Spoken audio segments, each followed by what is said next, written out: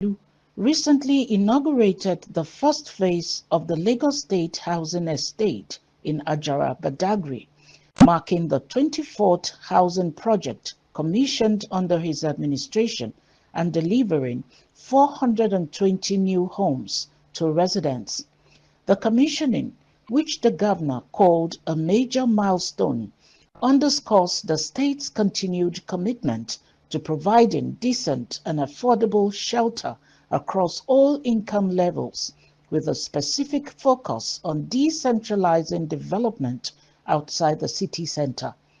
Addressing an audience in the historic town, Governor Sanwo-Olu emphasized that the project was part of a broader vision to create a greater Lagos where citizens live in dignity, work productively, and contribute to a 21st century economy. It's been a big honor for us today in the historic city and town of Badagry, celebrating the launch of this stunning housing estate and the essential infrastructure that comes with them. This event marks, and very aptly, the 24th housing estate, humbly, that this administration has been able to put to commission in 24. If we had some other ones, that LSDPC and some other PPP, maybe it will be about 30, but 24 that we have done in 6 years. It's a major milestone on our path to creating a greater Lagos. It fills us with great joy to see this vision come to life. A Lagos where people live in dignity, they work productively, and they contribute to a 21st century economy.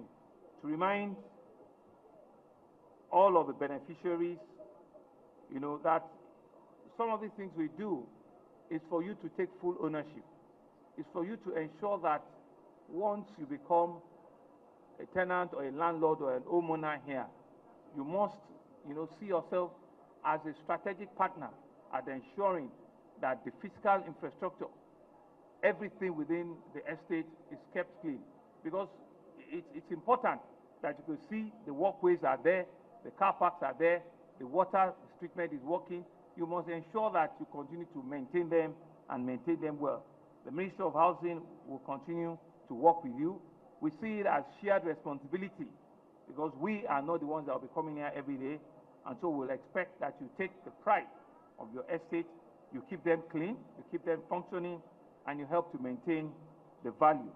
The state government will not renege on its own responsibility to continue to provide critical needs at all times. And as part of our sustainable effort, we're looking also to collaborate with the Ministry of Energy and Mineral Resources to ensure that power, power is also enhanced here. I'm told that there's a power project that we're doing not too far from here that will also improve the power reliability in Badagry West. That, I believe, will also enhance and improve the power infrastructure here. So all of these are things that we're working, and we're ensuring that our citizens continue to feel the real dividends of democracy. Distinguished guests, ladies and gentlemen, before I close, let me take this opportunity to greet my people. Badagry awe, awe, ṣe pé mi náà bá yín jó lénìí, àbí bẹ́ẹ̀ kọ́, inú mi dùn pé mo tún wá lénìí, ṣe pé mo wá kò tí tó oṣù méjì tá a wá ṣí gbogbo àwọn títì yẹn, àdúgbò tí wá ṣí mi fún yín lénìí, mo jẹ̀ tún fẹ́ padà wá again náà. Commissioner for Housing, Maruf Akinderu Fatai, described the commissioning as a beacon of hope for families and noted that the project was a bold testament to the governor's vision under the Themes Plus agenda. Blocks in one residential building. Each building contains a combination of 1, 2, 3 bedroom furnished apartments with complementary facilities such as kitchen cabinet, light fixtures, and wardrobes. Here at Àjàrà, the Lagos State government did not just construct these buildings. We are about incubating new communities. We have boosted the local economy with direct and indirect jobs. We are deepening social economic growth in Àjàrà, Badagry environs, and beyond. Another housing project here in Àjàrà, Badagry. This project demonstrates that affordable mass housing delivery in Lagos State is not confined to only one metropolis, from Lekki to Igondo, from Epe to Badagry, from Ikorodu, Igbogbo to Ikeja. The state government resolve remain the same to ensure that every resident, regardless of location, has access to decent and dignified accommodation. I express my deep appreciation to our development partners, the dedicated team of the Ministry of Housing, and our contractors and the host communities for their cooperation, expertise, and unwavering support throughout the life cycle of this project. Mr. Governor, sir, your vision is to make Lagos State livable and sustainable, to immediately commence work on Àjàrà Phase 2, the Epe Phase 2, and Ipeaja Command Scheme, as well as Imota. This will help further put your legacy on affordable housing development on solid. Sir Governor, sir, history will definitely be kind to your leadership for the provision of livable and serene environment to those that you have been able to get to the housing ladders at prices that are far below construction costs. We thank you on their behalf, sir. As Commission Lagos Home, let us then celebrate not only a new housing estate, but the opportunities it will bring, the life it will touch, and the future it represents for generations. We thank God. We thank the governor for fulfilling his promise for Badagry. And as part of his validatory project, when the administration will be winding up, we expect that the Phase 2, this groundbreaking was done today, will also be commissioned. We are grateful. And as Oluwa East, we shall continue to ask more. Just, we are doing other divisions. Badagry division is not left out. Across the length and breadth of Lagos State. The commissioning coming barely 2 months after the commissioning of series of road network projects here in Badagry.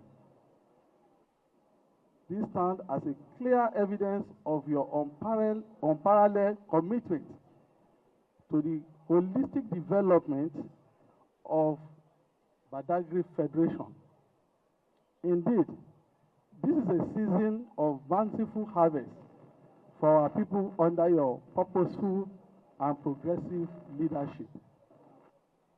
Mr. Governor, sir, the Lagos Home Project in Badagry is not just another housing scheme. It is the manifestation of a visionary leader, idea of visionary leader, first conceived by our leader and the president, His Excellency Asiwaju Bola Ahmed Tinubu, during his time as governor of Lagos State. What we are witnessing today is the nurturing of that noble dream that turned into tangible reality through your hands, the hands of a builder, a doer, and a governor who walks the talk. The people of Badagry are truly delighted. We see this project not only as a home for residents, but as a symbol of inclusion, progress, and renewed hope for all of us. As a local government, sir, we have thought deeply about how best to express our appreciation to you. We are equally grateful for the ongoing electrification project in Badagry West LCDA, which is already bringing light and relief to several underserved communities. We see your footprints everywhere, and the people of Badagry are eternally thankful. The Àjàrà project created over 1,300 direct and indirect jobs during its construction phase, with more job opportunities expected from the facility management upon full occupancy. The 420-unit Phase 1 of the Àjàrà scheme consists of 35 blocks of 12-in-1 residential buildings offering a mix of 1, 2, and 3-bedroom semi-furnished apartments. The estate is equipped with modern amenities including paved roads, a water treatment facility, a sewage plant, an efficient drainage system, and a comprehensive electrification network. The third Lagos State Occupational Safety and Health Conference, LASOSH, held in Lagos recently. The event was organized by the Lagos State Safety Commission, LSSC, with the theme, Occupational Safety and Health as a Catalyst for Nation Building. It held at Lagos Oriental Hotel in Victoria Island. The governor described the initiative as a bold declaration that safety in Lagos will no longer be treated as an afterthought, but as a structured and professional discipline within the public service. Technology is going to play a very strong role. Lagos has taken the lead with the deployment of safety applications that empower citizens to report hazards on real-time basis. Drones for surveillance are being deployed at high-risk areas. Body cameras are being bought and are being worn, which will equip your capacity and your competence. You have equipment for thermal, detections and functionality, which we believe will support your compliance. It will enhance your monitoring, enforcement, and your ability to respond to emergency. These tools are deliberate investment, which we believe as a government you need to use very carefully. They will allow you to identify safety issues as they emerge, to study trends and patterns, and to act proactively rather than reactively. This is how Lagos is setting the pace, using innovation not only to secure today, but to align and to anticipate what challenges or what the future holds for us. And like what the DG also said, part of the things that we need to take away from here is to say that leadership must also be called to action. But it's not only just about the leadership, it's about the followership as well. Whilst leader must be at their highest level, the followership also must, be identified. And like the MD also said, there must be shared responsibility, while we'll also ensure that information is also shared. So these are some of the things that we all need to take away. And like our guest speaker had said, it said that he's not just going to be doing finance, he'll be doing safety along with finance. He'll be ensuring that everywhere that he's deploying resources to, is deploying it safely and responsibly. Safely and responsibly. And so we want to thank you that our safety first will be a slogan that will be working with you to ensure that all our MSMEs have sufficient shocks, they have sufficient resilience to ensure that, we're not just throwing good money into bad business. But however, let me also stress, like I said, government cannot do it alone. We all need all of us, as leaders, as followers, to have the shared responsibility and to ensure that everybody plays their part and they play it very, very well. Where safety is not seen at a cost, but investment, is critical. And so as we move, more importantly, we're in October, as we move towards the end of the month or end of the year, there'll be a lot of calling that I personally will be leading the charge. The president has consistently emphasized that development must be people-oriented and centered, and that every Nigerian deserves the dignity of decent work. Occupational safety and health is a central part of this vision. For jobs to be meaningful and truly empowering, they must also be safe. Likewise, sustainable economic growth is best achieved when the people driving it are protected, supported, and able to contribute at their full potentials. This is why, in line with the Renewed Hope agenda, the Ministry of Labor and Employment is strengthening its focus on occupational safety and health and we will soon declare state of emergency on occupational safety and health.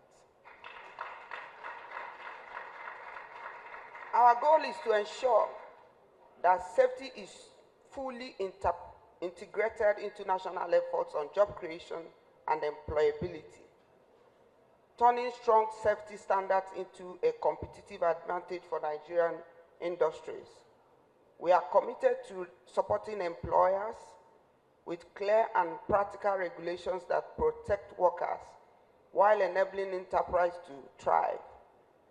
In addition, we are equipping workers, particularly the younger generation entering the workforce, with the knowledge and skills that safeguard their well-being and enhance their prospects in a modern economy. These efforts cut across both the formal and informal sectors, reflecting our conviction that every worker deserves protection. However, the government cannot do it alone. Employers, trade unions, civil society, academia, and the media all have vital roles to play in cultivating a safety-first culture. We can also position Nigeria as a regional leader in embedding ESG-driven safety practices across all sectors, from high-risk industries to MSMEs, and ensuring that we integrate global standards in technology and accountability. We can build workplaces that are safe, competitive, and resilient.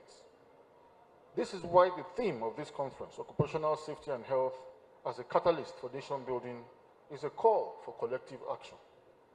Governments must continue to advocate robust policies and strengthen enforcement frameworks while incentivizing compliance through fiscal policies and recognition programs.